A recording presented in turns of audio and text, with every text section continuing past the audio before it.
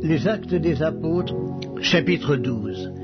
Vers le même temps, le roi Hérode se mit à maltraiter quelques membres de l'Église, et il fit mourir par l'épée Jacques, frère de Jean. Voyant que cela était agréable aux Juifs, il fit encore arrêter Pierre. C'était pendant les jours des pains sans levain. Après l'avoir saisi et jeté en prison, il le mit sous la garde de 4 escouades de 4 soldats chacune, avec l'intention de le faire comparaître devant le peuple après la Pâque.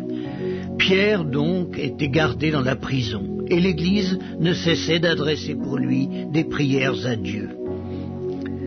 La nuit qui précéda le jour où Hérode allait le faire comparaître, Pierre, lié de 2 chaînes, dormait entre 2 soldats, et des sentinelles devant la porte gardaient la prison. Et voici, un ange du Seigneur survint, et une lumière brilla dans la prison. L'ange réveilla Pierre en le frappant au côté et en disant « Lève-toi promptement ». Les chaînes tombèrent de ses mains, et l'ange lui dit « Mets ta ceinture et tes sandales », et il fit ainsi. L'ange lui dit encore « Enveloppe-toi de ton manteau et suis-moi ». Pierre sortit et le suivit, ne sachant pas que ce qui se faisait par l'ange fut réel, et s'imaginant avoir une vision. Lorsqu'ils eurent passé la première garde, puis la seconde, ils arrivèrent à la porte de fer qui mène à la ville, et qui s'ouvrit d'elle-même devant eux. Ils sortirent et s'avancèrent dans une rue. Aussitôt, l'ange quitta Pierre. Revenu à lui-même, Pierre dit « Je vois maintenant d'une manière certaine que le Seigneur a envoyé son ange et qu'il m'a délivré de la main d'Hérode et de tout ce que le peuple juif attendait. » Après avoir réfléchi, il se dirigea vers la maison de Marie, mère de Jean, surnommée Marc, où beaucoup de personnes étaient réunies et priaient. Il frappa à la porte du vestibule et une servante nommée Rhode s'approcha pour écouter. Elle reconnut la voix de Pierre et, dans sa joie, au lieu d'ouvrir, elle courut annoncer que Pierre était devant la porte. Ils lui dirent « Tu es folle !» Mais elle affirma que la chose était ainsi, et ils dirent « C'est son ange ». Cependant, Pierre continuait à frapper. Ils ouvrirent et furent étonnés de le voir.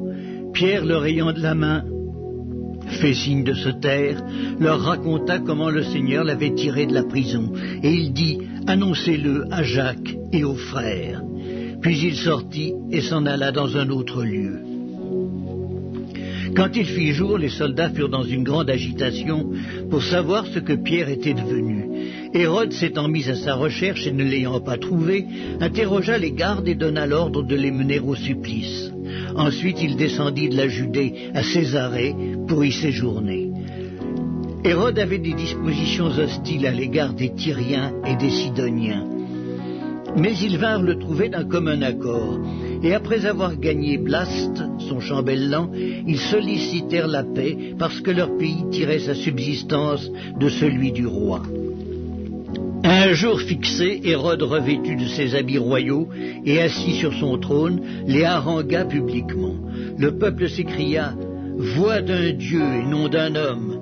Au même instant, un ange du Seigneur le frappa parce qu'il n'avait pas donné gloire à Dieu, et il expira rongé des vers. Cependant, la parole de Dieu se répandait de plus en plus, et le nombre des disciples augmentait. Barnabas et Saul, après s'être acquittés de leur message, s'en retournèrent de Jérusalem, emmenant avec eux Jean, surnommé Marc.